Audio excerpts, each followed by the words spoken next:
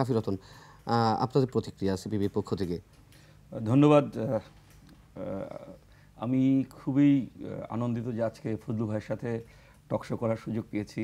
ফজলু ভাই আমরা যখন শিশু ছিলাম, আসলে শিশুই বলবো, যখন শিশু ছিলাম তখনও তার নাম শুনেছি এবং জ্বালাময়ী বক্তা হিসাবে, অনলবর্ষী বক্তা হিসাবে ফজলু ভাইয়ের খ্যাতি ছিল। শুনি নাই তখন বক্তৃতা, কিন্তু পরে শুনেছি ওনার বক্তৃতা। ওনার বক্তৃতার মধ্যে উইট আছে, ওনার বক্তৃতার মধ্যে নানা রকম রেফারেন্স আছে। এবং আজকে যেই টার্মটা ইউজ করলেন বৈরাম খা, আমি আসলে কল্পনাই করতে পারি না। আসলে খুবই যৌক্তিকভাবে তিনি এটা বলছেন। আর যেই প্রশ্নটা ওনাকে করেছেন সেই প্রশ্নের আমাদের বক্তব্য হচ্ছে যে এই যে অন্তর্বর্তীকালীন সরকার, এই সরকার তো আমাদের লড়াই সংগ্রামের রক্তের উপর দিয়ে এই সরকার গঠিত হয়েছে। আমি জাতীয় শ্রমিক কর্মচারী সংগ্রাম পরিষদের একজন কেন্দ্রীয় পরিচালনা পরিষদের সদস্য এবং সিপিবি প্রেসিডিয়াম সদস্য। আমরা স্পষ্ট করে বলেছিলাম আমাদের জাতীয় শ্রমিক কর্মচারী সংগ্রাম পরিষদের পক্ষ থেকে যে যারা আন্দোলন করছে, যারা আন্দোলনের সংস্থা, তাদের মধ্যে থেকে অন্তর্বর্তীকালীন সরকার গঠন করতে হবে। এই অন্তর্বর্তীকালীন সরকার যারা আছে তারা কেউই তো রাজপথে ছিল না, ইনক্লুডিং প্রধান উপদেষ্টা। এবং আজকে যারা উপদেষ্টা মণ্ডলীতে আছেন তাদের মধ্যে কয়েকজন ছাড়া তারা কেউই এই রাজপথে ছিলেন না। এবং এটার একটা বৈপরীত্য দেখেন। এই আন্দোলনটা করেছে তরুণরা, 15 থেকে 25 বছরের তরুণরা, জিএনজি যাদেরকে বলে, জেনারেশন জি। কিন্তু ক্ষমতা এসেছেন কারা? যারা সব 80-র উপরে। ফলে এইখানেই যে একটা কমিউনিকেশন প্রবলেম, সেটাই কিন্তু তৈরি হয়ে গেছে। আর এই অন্তর্বর্তীকালীন সরকারের প্রধান কর্তব্যই হচ্ছে একটা নির্দলীয় নিরপেক্ষ তদারকি সরকারের অধীনে অবাধ নিরপেক্ষ সুষ্ঠু নির্বাচন দেওয়া। যেই নির্বাচনে অর্থের প্রয়োগ হবে না, যেই নির্বাচনে ধর্মের প্রয়োগ হবে না, যেই নির্বাচনে প্রশাসনের প্রয়োগ হবে না, যাতে মানুষ স্বেচ্ছায় তার ম্যান্ডেট দিতে পারে। কারণ গত 3টা নির্বাচনে মানুষ কিন্তু ম্যান্ডেট দিতে পারে নাই। শেখ হাসিনা ক্ষমতায় ছিলেন মানুষের ম্যান্ডেট ছাড়া। তিনি 2014 সালে 5ই জানুয়ারি, 2018 সালে 30শে ডিসেম্বর, 2024 সালে 7ই জানুয়ারি একেবারে জনগণকে মাইনাস করে দিয়ে জনগণের ম্যান্ডেট ছাড়া ক্ষমতায় ছিল। ফলে এখন মানুষ ম্যান্ডেট দিতে চায়, যেই ক্ষমতায় আসুন কেন, জনগণের ম্যান্ডেট পেয়ে যেই ক্ষমতায় আসুন না কেন, সেটা জনগণ চায়। এই ক্ষেত্রে আমার যেটা বক্তব্য, 12টা সংস্কার কমিটি গঠন করা হয়েছে।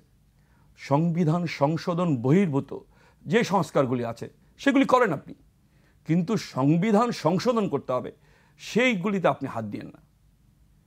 আমাদের দেশে একটা বিতর্ক আছে যে 1972 সালে 4 নভেম্বর যে সংবিধান গৃহীত হয়েছিল, আমাদের 10ই এপ্রিল 1971 সালে স্বাধীনতার ঘোষণাপত্রে এটাকে গণপরিষদ ডিক্লেয়ার দেওয়া সত্ত্বেও অনেকেই বলেন যে এদের সংবিধান প্রণয়ন করার কোনো অধিকার নাই। আর আজকে যদি একটা অনির্বাচিত অন্তর্বর্তীকালীন সরকার সংবিধান প্রণয়ন করে, সেটা তো কোনোভাবেই গ্রহণযোগ্যই হবে না। ফলে আপনি একটা অবাধ নিরপেক্ষ সুষ্ঠু নির্বাচন দেন, যারাই ক্ষমতায় আসুক তারাই সংবিধান সংশোধন করুক। আপনি যেটা করছেন ওই সাপোর্টিভ, যে আপনি কতগুলি প্রপোজাল রেখে যান এবং প্রপোজালগুলি নিয়ে আপনি রাজনৈতিক দল, সামাজিক যে গোষ্ঠী, তাদের সঙ্গে আলোচনা করেন, একটা সোশ্যাল কন্ট্রাক্ট তৈরি করেন, সামাজিক চুক্তি তৈরি করেন, একটা অব্লিগেশন তৈরি করেন। যে অব্লিগেশনটা হবে যে আপনার যারাই নির্বাচিত হবে তারাই এগুলি সংশোধন করতে বাধ্য থাকবে। আমরা 1990 সালে 3 জোটের যে রূপরেখা, সেই রূপরেখাকে অব্লিগেটরি করি নাই বলেই 3 জোটের রূপরেখা আপনার বাস্তবায়িত হয় নাই। 3 জোটের রূপরেখা আপনার আওয়ামী লীগ, বিএনপি সবাই পদদলিত করেছে। যদি তারা 3 জোটের রূপরেখাকে পদদলিত না করতো, এই যে 8 দল, 7 দল, 5 দলের যে রূপরেখা ছিল সেটাকে যদি পদদলিত না করতো, তাহলে কিন্তু এই যে গত 30 বছর ধরে আমাদের দেশে যেই নির্বাচন নিয়ে, গণতন্ত্র নিয়ে, সংস্কার নিয়ে যেই ক্রাইসিস তৈরি হয়েছে, সেই ক্রাইসিসটা কিন্তু তৈরি হতো না। ফলে আমরা মনে করি যে এই যে 12টা সংস্কার কমিটি হয়েছে, সেগুলি সবগুলি তারা তাদের প্রস্তাব দিক, সেই প্রস্তাব জনগণের সাথে রাখেন, জনগণের আলোচনা করেন। আমি এখানে একটা জিনিস বলি, ফজলু ভাই আমাকে আরও করবেন, উনি একজন সিনিয়র লয়ার।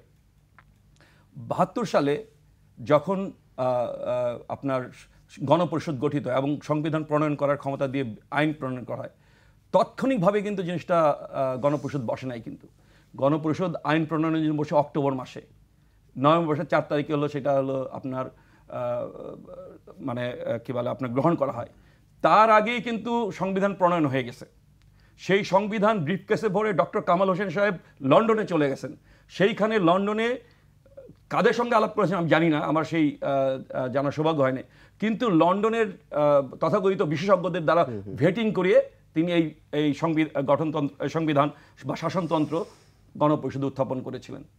জনগণের ভেটিং কিন্তু করেন নাই, জনগণের সাথে কিন্তু আলোচনা করেন নাই, আলোচনা করেছেন আপনার লন্ডনের হলো বিশেষজ্ঞদের সাথে।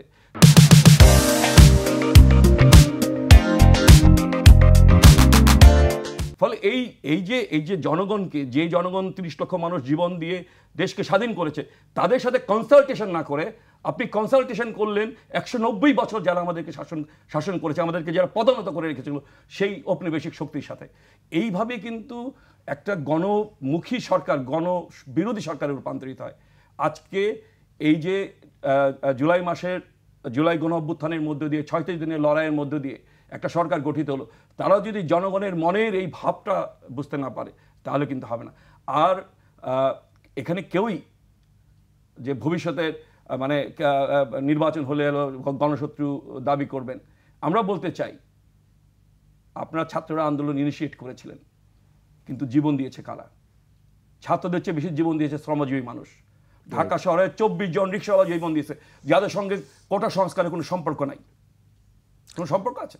কোনো সম্পর্ক নেই। ফলে জনগণ জীবন দিয়েছে, জনগণের যেই আকাঙ্ক্ষা সেই আকাঙ্ক্ষাকে আপনাকে বাস্তবায়ন করতে হবে। কোনো গোষ্ঠী ব্যক্তি তাদের আকাঙ্ক্ষাকে বাস্তবায়ন